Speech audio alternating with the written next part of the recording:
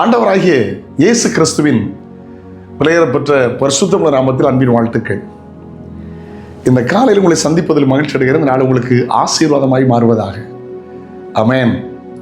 உங்க பொக்கிஷம் எங்கே இருக்கோ அங்கதான் உங்க இருதயம் இருக்கும். ஹல்லேலூயா. ஆனால் உங்க பொக்கிஷம் எங்க இருக்குங்கிறத கொஞ்சம் கவனமா பாருங்க.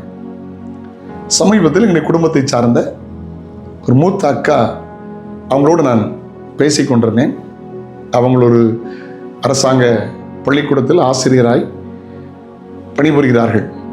அவங்க ஒரு உண்மை சம்பவத்தை சொன்னார்கள். பல வருஷத்துக்கு முந்தி அவங்க ஸ்கூல் பக்கத்தில் ஒரு ஏழை தாத்தா இருந்தார். பல வருஷங்களை யாரும் கவனிக்க வர்றதில்ல. அவங்க சொந்தக்காரங்க இருக்காங்கன்னு தெரியல. ஒரு ஆர்ஃபன். இவங்க ஒவ்வொருத்தராக பன் வாங்கி கொடுப்பாங்க, காஃபி வாங்கி கொடுப்பாங்க, பிஸ்கட் வாங்கி கொடுப்பாங்க. இவங்க ஸ்கூலுக்கு போகும்போதெல்லாம் கேர் பண்ணுவாங்க. ஒரு நாள் அக்காவும் அவங்க கூட தோழி இன்னொரு ஆசிரியரும் சேர்ந்து முடிவெடுத்தார்கள், நல்ல மனிதன், யாரும் கவனிக்கல, வயசாயிட்டு பலகீனமாக இருக்கிறார், இவரை கொண்டு போய் நாம் ஒரு முதியோர் இல்லத்தில் சேர்த்து விடலாம் என்று அவரை ஒரு முதியோர் இல்லத்துக்கு அழைத்து செல்கிறார்கள். ஆட்டோலேயே கார்லேயே கூட்டிகிட்டு போகிறாங்க. அது சொன்னாராம்மா, டீச்சரம்மா, இனி ஹாஸ்பிட்டலில் சேர்க்க போகிறீங்களோ? ஆமாய்யா, உங்களுக்கு நல்வாழ்க்கைக்காக உங்களை உதவி செய்கிறோம். கூட்டிக் கொண்டு போய் குறிப்பிட்ட ஒரு நல்ல முதியோர் இல்லத்தில் விட்டபோது அவங்க சொல்லிட்டாங்க, நீங்கள் ஃபார்மை ஃபில் பண்ணுங்கள், கையெழுத்து போட்டுத்தாங்க, இனி எந்த காரணத்தை கொண்டும் தொந்தரவு பண்ணக்கூடாது, உரிமை பாராட்டக்கூடாது, கடைசி வரைக்கும் நாங்கள் பார்த்துக் கொள்கிறோம், தகவல் கூட உங்களுக்கு வராது, நாங்கள் கேர் பண்ணுறோம்.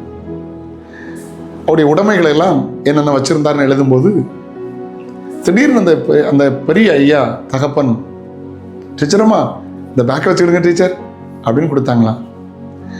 அப்போது அந்த பேக்கை திறந்து பார்த்தபோது கட்டுக்கட்டாய் பணம். அனாதை பிச்சைக்காரன்.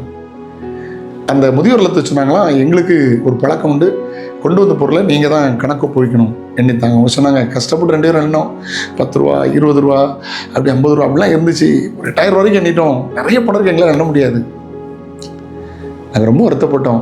அவங்க சொன்னாங்க மனப்பூர்வமாக, ஐயாவை நல்லா கவனிச்சுடுங்க, நீங்களே இந்த பணத்தை எடுத்துருங்க, என்னால் எண்ண முடியாதுன்னு சொல்லிட்டு வந்துட்டோன்ட்டாங்க. பாருங்கள், பணத்தை சேர்த்து வச்சுருந்தாரு, ஆனால் தனக்குன்னு ஒன்று செய்யாமல் போயிட்டார். மருத்துவமனை போயிருக்கலாம், செஞ்சுருக்கலாம். அப்போ அவருடைய பொக்கிஷம் ஃபுல்லாக எங்கே, இருதயம் ஃபுல்லாக எங்கே இருந்திருக்கு? அந்த பணத்தில் தான் இருந்திருக்கு. யோசிச்சு பாருங்கள். இன்றைக்கி அநேகர் பணத்துக்காக தான் வாழ்கிறாங்க. இல்லை, நல்லா சாப்பிடுங்க, நல்லா ட்ரெஸ் பண்ணுங்கள், பிள்ளைங்க நல்லா படிக்க வைங்க. அதாவது வாரி இறைக்கணும், ஆனால் பிசினித்தனம் பண்ணக்கூடாது. ஹல்லேலூயா, பிரைஸ் தி லார்ட். கஞ்சத்தனம் இருக்கக்கூடாது, சிக்கனம் பண்ணலாம். ஆமென்.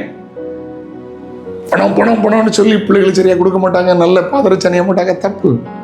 சம்பூர்ணமாய் சாப்பிட்டு திருப்தி அடைந்து அதிசயமாய் நடத்தி வந்த தேவனை துதியுங்கள். ஜனங்கள் ஒருபோதும் வெட்கப்பட்டு போவதில்லை. ஆமென். கர்த்தர் உங்களை ஆசீர்வதிப்பார்.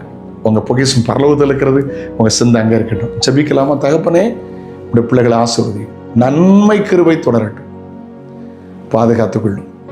ஆண்டவரே, மத்தேயு 6:21 எழுதின வசனம் உங்களுக்கு ஆசீர்வாதமாக மாறட்டும். உங்கள் பொக்கிஷம் எங்கே இருக்கோ அங்கே தான் உங்கள் இருதயம் இருக்குன்னு எழுதியிருக்கிறது. அதுபோல வாழ உதவி செய்யும்.